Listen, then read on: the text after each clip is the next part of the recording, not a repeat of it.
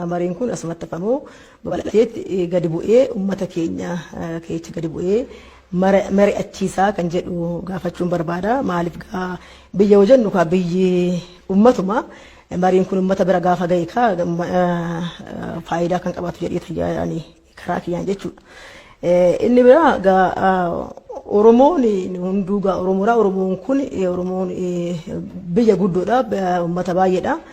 Oromoon kun illee gargar ta'u garuu Oromoo afaan Oromoo dubbanna maalumaaf walii galuu dinna amma egaa jaarraa meeqa akka ta'e hin beeku sintu beeka amma walumaa galuu diduun kun maalumaaf jechumarraa ka'ee isin eenyu baay'ee limbii qabdus keessattuu warri gurguddaan warra hangafoota keenya warri akka siyaasa keessatti turtan kun maaluma taajabdanii jechuun barbaada. Kanaafuu akka mootii sirraa'ee ce'umsa kanaaf yookaan immoo wajjin jiraachuuf wajjin dhaabbachuuf maal godhuutu nurra jira kan jedhuun kaasuu barbaadani. Duratti akkuma achirraa kaasan obbo Leencoon gaafa kan bara 1992 kaastanii turtanii anis immoo akkuma nama tokkootitti gaafsin achii baatan sun gaafa akka har'aa kana baarmeexaan keewwannee gaafsanii dabbisaan keenya illee goofaree qabaa tureeyyuu akkitti kaatanii baatanii illee nan yaadadha. Tarii gaafsan oduu ba'uu baattanii carraan har'a jiru kun caalaa jira jedheetanii yaada. Baay'ee gaafsan booke amma irraayyuu baay'een qocamanii isin wanna jettanii wanna yaadaniis durattis isinuu oduu ba'uu baannee tarii wanni fooyya'aan tokkoon argama jettanii turtanii.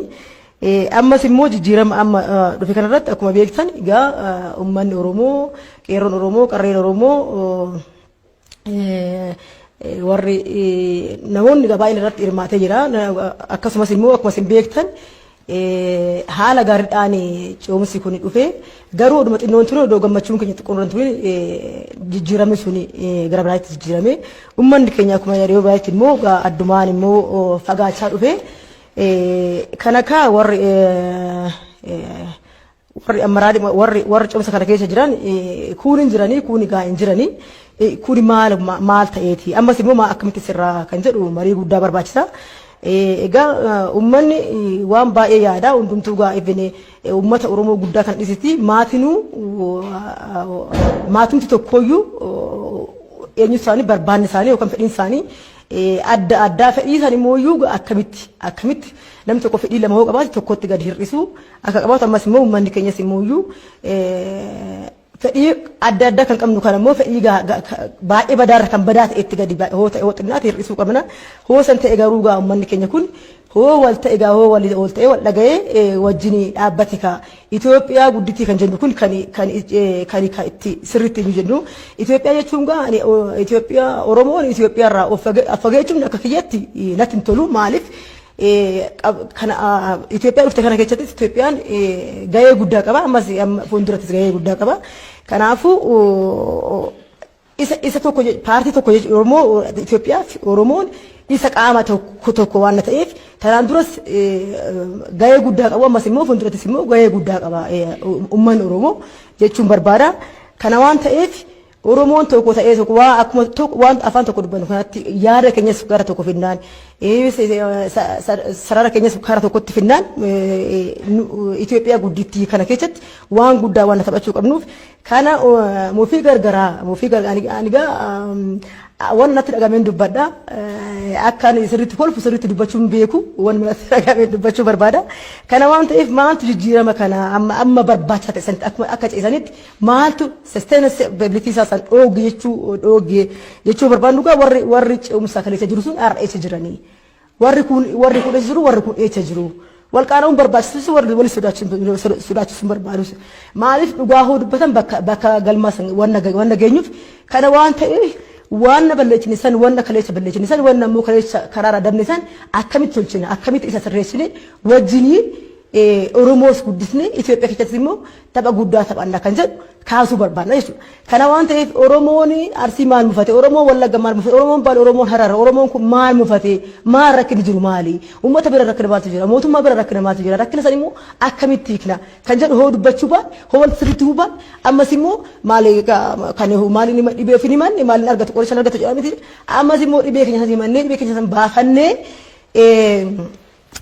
akkuma duratti jedhisan daraartuu wanna kudhan hoo barbaad giddeeta wanna tokkichi bichaa argameef bakka sagla san dhiiftee karaa tokkichi san dhufuu qabdi jechuudha. Kurna san dhufuu jechuu baannaan kophaa ta'uu isheeti jechuudha.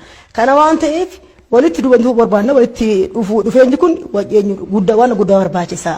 Maaliif Oromoon sirni gadaa kanuma kan sirnuma amma caalu kanaayyuu anaaf sirni gadaa jechuun maal jechuun barbaada ከማንኛውም ህግ የበለጠ ስርዓት ነው። ስለዚህ ወንዶ ከነ ሴራ ከን ኡማን አገም ከበጃ ሞቱማ አገም ከበጃ አኑ እስኑ ኑምቱ አገም ከበኛ ስለ ከነስ ጃርሳ ኦሮሞን ጃርስ መደበሞ ወርኑ መገዳሰን ከበጆ ደበሞ ማል ወነ ከነ ሁንዳ ቀበኛ ከነ ኦዶ ቀቡ ማልፍ ከነ ሁንዳ ሰዳፈጋኔ ማልፍ ከነ ሁንዳ ጃማ ታኔ ዳጋውስ ደደኔ ከነ ዋንቴፍ كان أنا جد بيتشاورون تاني كان ولدت هافن ولدت أفنى ولدت ونجون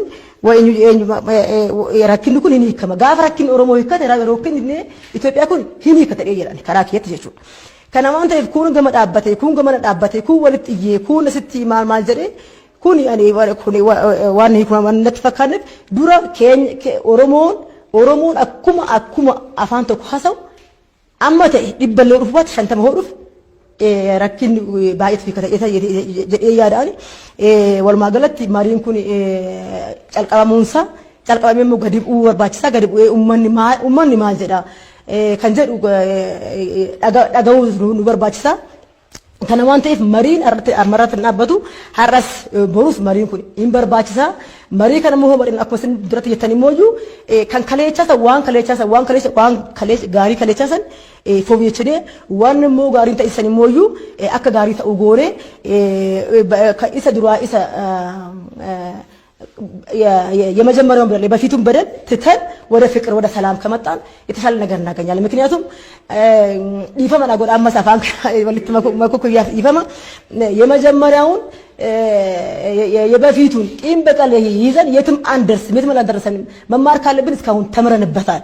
ስለዚህ መጥፎውን እያሻሻልን ጥሩን ደግሞ በጣም ጥሩ እያደረግን እንደዛ ከሄድ ዋባከ ባይገኛ የዚህ መድረክ ውይይት ሆኜ በመቅረቤ ባይን ተገመደ ጅራ ባይ ገለቶማ ጀቹን በርባዳ አኮ ድረት ጀደ ባይ በቹ ፍሲ ባይን ሱዳዳ ገለቶማ ስራ ተርገሙ ይገመደ ገለቶማ